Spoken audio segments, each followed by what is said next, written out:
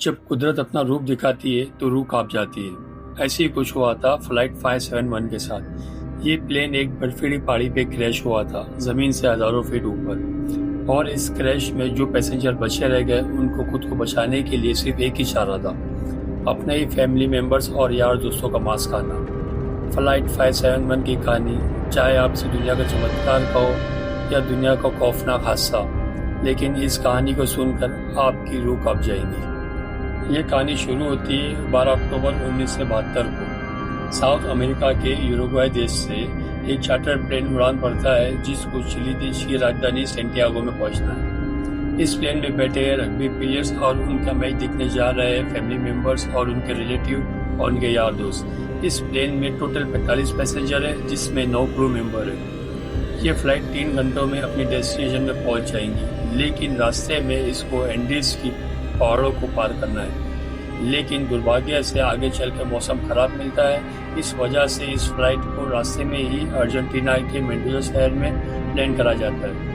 ये फ्लाइट रात भर वहीं रुकती है और अगले दिन यानी 13 अक्टूबर 1972 को उड़ान भरने के लिए तैयार होती है। लेकिन परेशानी ये है कि अभी भी मौसम खराब है। लेकिन अच्छी बात यह है कि इस फ्लाइट का जो पायलट है वो इस रूट से पहले भी 29 बार उड़ान भर चुका है। इस वजह से उसे पूरा आइडिया है कि इन एंडीज की पहाड़ी को कैसे पार किया जाना है। पायलट की कॉन्फिडेंस को देखते हुए ये फ्लाइट 13 अक्टूबर को 2:18 पे फिर से उड़ान भरता है। यहाँ से सेंटियागो पहुँचने में सिर्फ 1 घंटे का रास्ता बचा है और पायलट को पूरा भरोसा है 1 घंटे के बाद वो सही सलामत सेंटियागो पहुँच जाएंगे।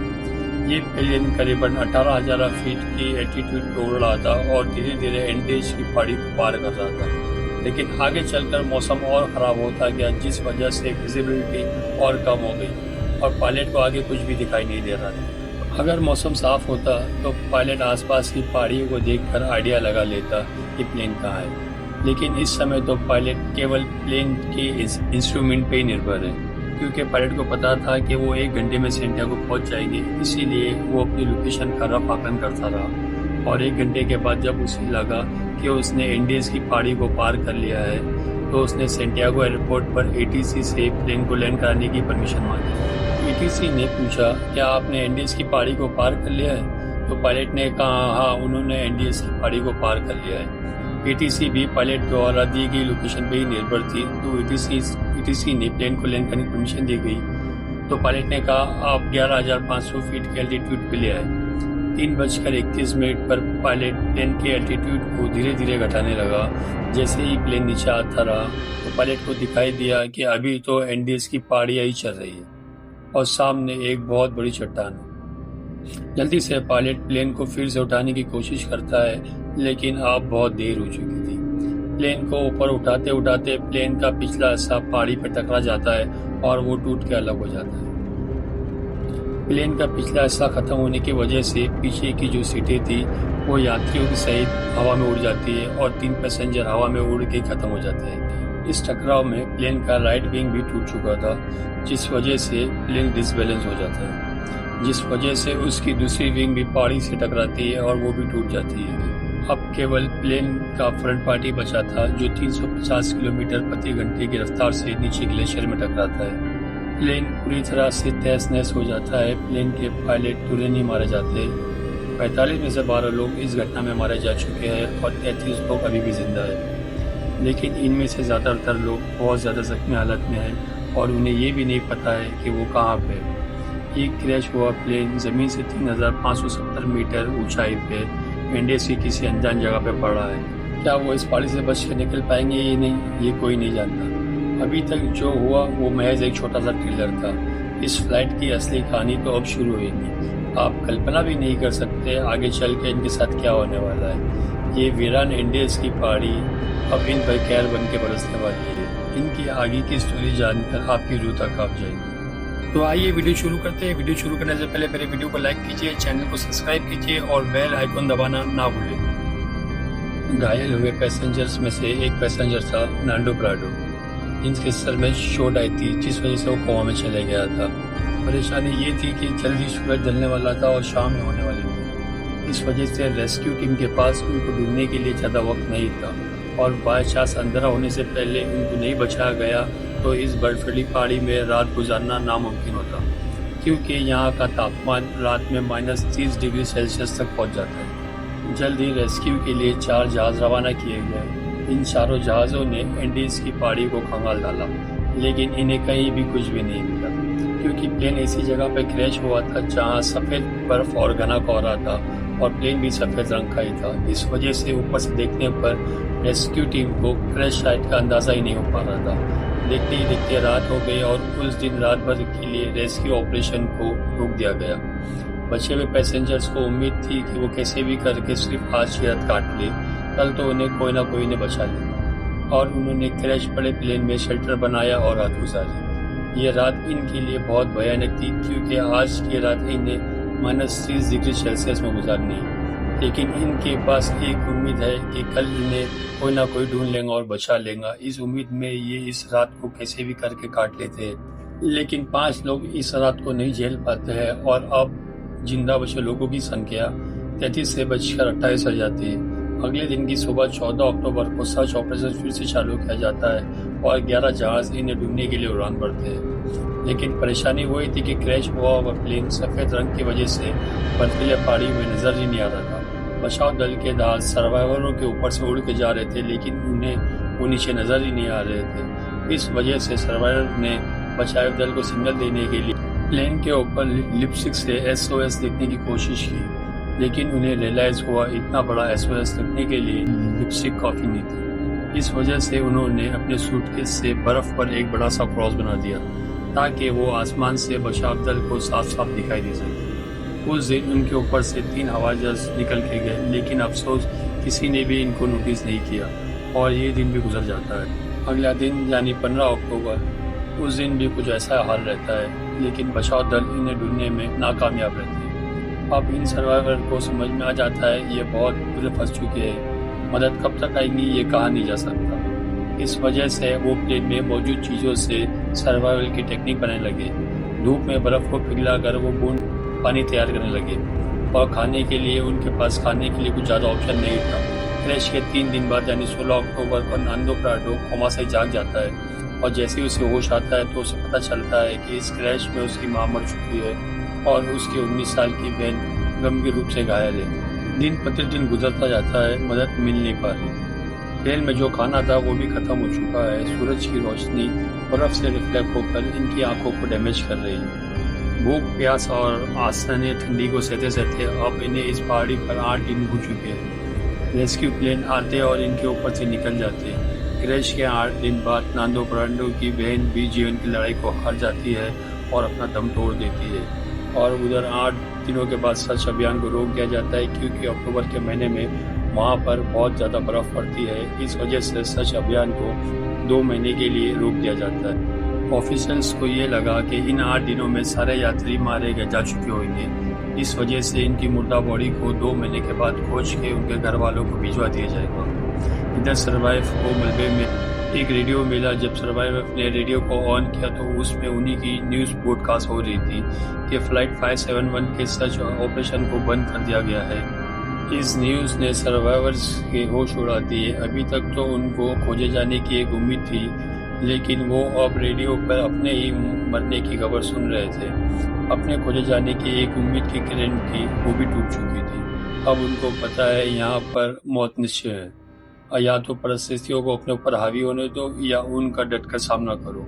उन्होंने प्लेन की सीटी को फाड़ कर उसकी रुई को अपने कपड़ों में भर कर ठंड से बचने की कोशिश की। सीट कवर को पैरों में लपेट कर बर्फ में चलने के लिए जूते बनाए। सबसे बड़ी दिक्कत खाने की थी। अब जिंदा रहने के लिए इनके पास सिर्फ एक ही ऑप्शन था, वो करना जो इतिहास में कभी भी किसी ने नहीं किया, जिसके बारे में सोच के ही रूह कांप जाती है।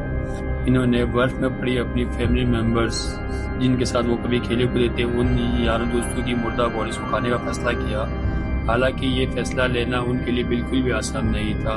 एक एक करते दिन गुजरता जा रहा था। इनके पास खुद को बचाने के लिए कोई भी प्लान नहीं था। वो रात को ठंड से बचने के लिए टूटे पड़े प्लेन के अंदर ही सोते। लेकिन क्रैश के 16 दिन बाद यानी 29 अक्टूबर को कुदरत ने इनको एक और झटका दिया।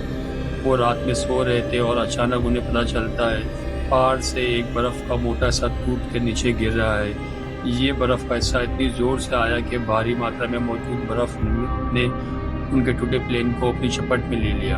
उनका प्लेन बर्फ ढक चुका था और प्लेन में भी बर्फ घुस चुकी थी, जिस वजह से उनको ऑक्सीजन की भी कमी हो गई और दम घुटने से 8 लोग और दम तोड़ देते हैं और अब केवल 19 लोग ही जिंदा बचे हैं, लेकिन वो भी बर्फ के नीचे दबे हैं।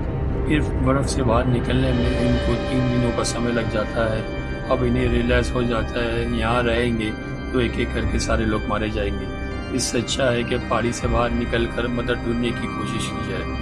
उन लोगों में ज़्यादातर सभी जख्मी हालत में थे, इस वजह से वो इस पहाड़ी को पार करने में सक्षम नहीं थे, लेकिन 3 लोग ऐसे थे जो जिसको कम चोट लगी थी, जिस वजह से उन तीनों ने पहाड़ी से बाहर निकलकर मदद लाने का फैसला किया। उन्होंने रास्ते के लिए मांस के टुकड़े अपने साथ लिए और उनको ठंड से बचने के लिए सबसे मोटे कपड़े दिए गए। और क्रैश के 33 दिनों के बाद यानी 15 नवंबर को ये तीनों लोग मदद ढूंढने के लिए निकल पड़ते हैं। चलते चलते इनको शाम होने लगती है, तभी इनकी नज़र प्लेन के दूसरे हिस्से पर पड़ती है। प्लेन के जो पिछला हिस्सा टूट कर जो अलग हुआ था उन्हें वो दिखाई देता है। जब वो उस मलबे के पास जाते हैं तो उन्हें उसमें खाने के लिए बहुत कुछ मिलता है। आज की रात उन्होंने इसी में गुजारने का फैसला किया। पिछले कुछ दिनों में आज की ये रात अच्छी रही। प्लेन के उस पिछले भाग में उन्हें एक बैटरी मिली। उन्होंने सोचा क्यों ना इस बैटरी को प्लेन के मेन बॉडी के पास ले जाया जाए और उसमें लगे कम्युनिकेशन डिवाइस में चालू करके मदद बुलाई जाए। लेकिन बैटरी का वजन 25 किलोग्राम था। इतनी भारी बैटरी को इतनी कमज़ोर हालत में क्रैश साइट पर ले जाना संभव नहीं था। फिर उन्होंने सोचा प्लेन की मेन बॉडी से उस कम्युनिकेशन डिवाइस को निकाल कर इस बैटरी के पास लाया जाए, उसे चालू किया जाए, जिसकी मदद से वो बचाव दल को बुलाया जाए।